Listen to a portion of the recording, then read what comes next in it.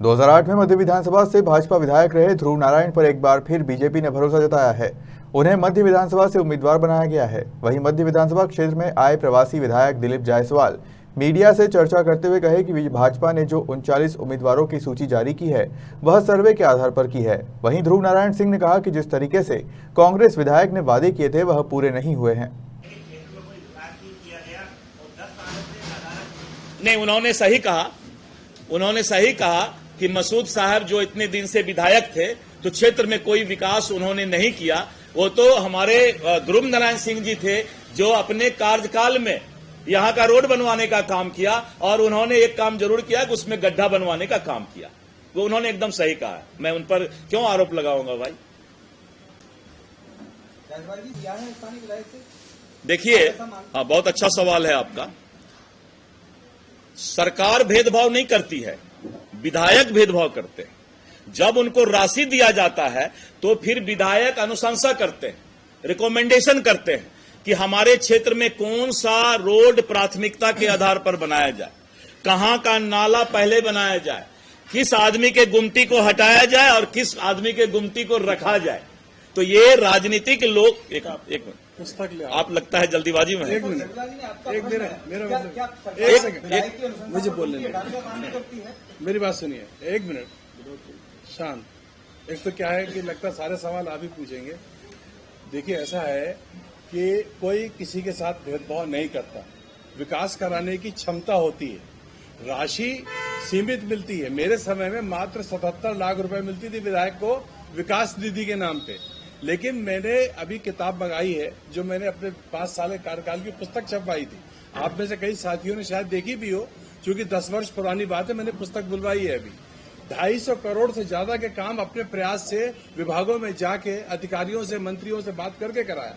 तो ये अपनी क्षमता होती है। इसको सरकार सबको 250 करोड़ रुपए नहीं देती कि जाओ अपने क्षेत्र में विकास कराओ। इसलिए वो आपका सवाल जो है, वो सवाल का जवाब यही है कि जो विधायक होते उसकी क्षमता होती, चाहे वो अपोजिशन में हो चाहे सत्ता पक्ष में हो।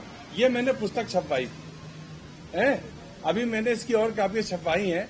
5 साल के पूरे काम इसमें है, सारे फोटो सहित। ये मेरे समय की पुस्तक है, इसको देख लीजिए और आप समझ लीजिए कि विधायक की ललक काम करने की कितनी है, विधायक काम करने में कितना पारंगत है, अधिकारियों से बात करने में कितनी समझदारी से काम लेता है, ये उस पर निर्भर करता है। सरकार तो सरकार है, वो अपने हिसाब से चलती रहती है।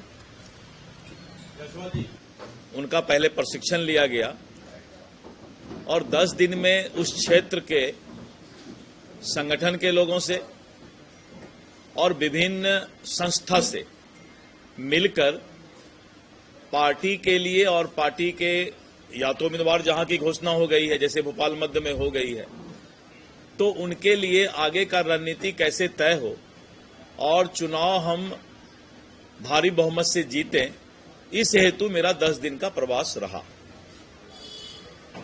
जैसे ही मैं भोपाल मध्य का प्रभार लिया और इस क्षेत्र में मुझे घूमने का मौका मिला, तो शुरुआती 2-3 दिन के अंदर ही मैंने ये महसूस किया कि जितने भी लोग मिले सबने कहा कि आपने उम्मीदवार का चयन, पार्टी ने, भारतीय जनता पार्टी ने उम्मीदवार का चयन इस बार जो पहली सूची जारी हुई है बहुत सोच समझकर किया है।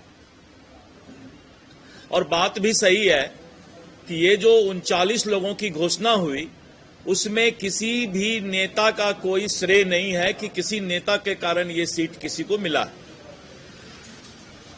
पार्टी ने वहां के मतदाताओं का सर्वे करवाया और मतदाताओं का रुझान जिनके प्रति सबसे ज्यादा था, लोकप्रियता जिनकी ज्यादा थी, पार्टी ने बिना कुछ सोचे उन्हीं लोगों को टिकट देने का काम किया है। और हमारे भोपाल मध्य के उम्मीदवार की घोषणा श्री ध्रुव नारायण सिंह जी का हुआ है।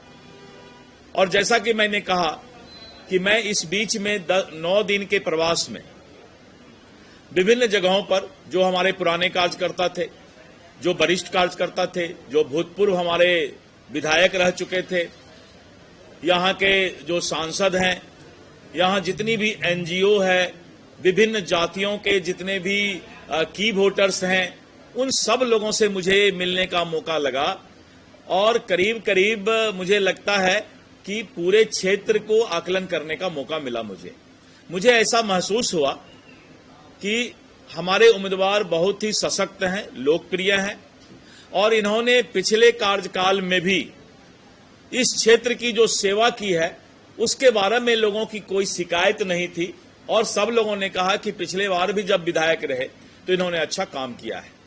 बहुत लोगों ने तो ये कहा कि मैंने 10 वर्ष से इंतजार किया कि ध्रुव नारायण सिंह जी को टिकट मिले और हम लोग उनके लिए काम करें। सामने जो भी उम्मीदवार है उसके छल परपंच और बहरूपिया होने का बहुत सारा मुझे उदाहरण भी देखने को मिला कि किस तरीके से कांग्रेस के उम्मीदवार समाज के अंदर जाति और धर्म में लोगों को बांटकर जहर घोलने का काम कर रहे हैं। और इतना ही नहीं, धर्म में भी लिखा हुआ है कि कभी भी धार्मिक गुरु का उपयोग इलेक्शन के समय राजनीतिक तौर पर नहीं करना चाहिए। लेकिन जिस कांग्रेस ने 75 साल तक इस देश को जाति और धर्म के जहर में घोलने का काम किया है, मुसलमान भाइयों को डरा करके रखने का काम किया है कि अगर बीजेपी आ जाएगा तो ये तुम्हें इस देश से भगा देगा,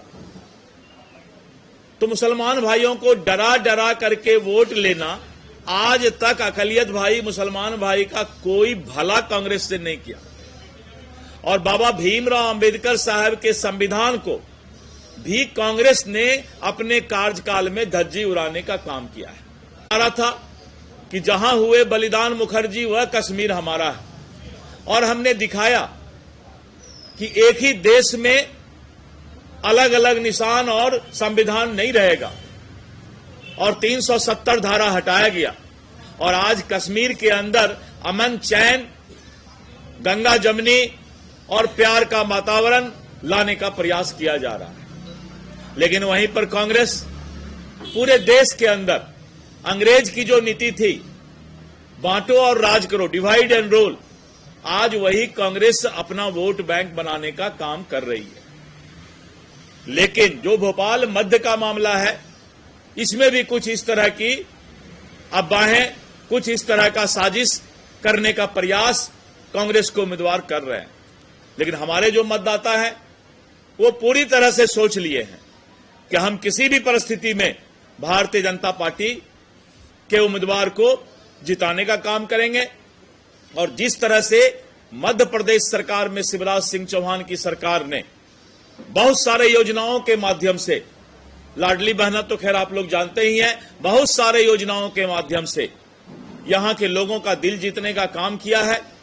और सबसे बड़ी बात यह है कि भारतीय जनता पार्टी में हमारे नेता श्री नरेंद्र मोदी जी का क्रेज, आपने देखा कि चंद्रयान किस तरह से साउथ पोल पर उतरने का काम किया और पूरे देश के जितने भी राष्ट्रीय अध्यक्ष हैं, चाहे वो अमेरिका का राष्ट्रपति हो, चाहे ऑस्ट्रेलिया का हो, चाहे रशिया का हो, आज भारत के प्रधानमंत्री का इज्जत देने का काम करता है। भारत का कद बढ़ा है और भारत के लोग चाहते हैं कि मध्य प्रदेश तो एक झांकी है, 2024 में नरेंद्र मोदी जी को लाना है। तो मैंने ऐसा महसूस किया है और मैं आप लोगों को धन्यवाद देता हूं कि आज पत्रकार बंधु यहां पर आए हैं, जो एक चौथा स्तंभ है समाज का और जो बहुत ही ईमानदारी के साथ समाज के सच्चाई को सामने रखने, बिना किसी के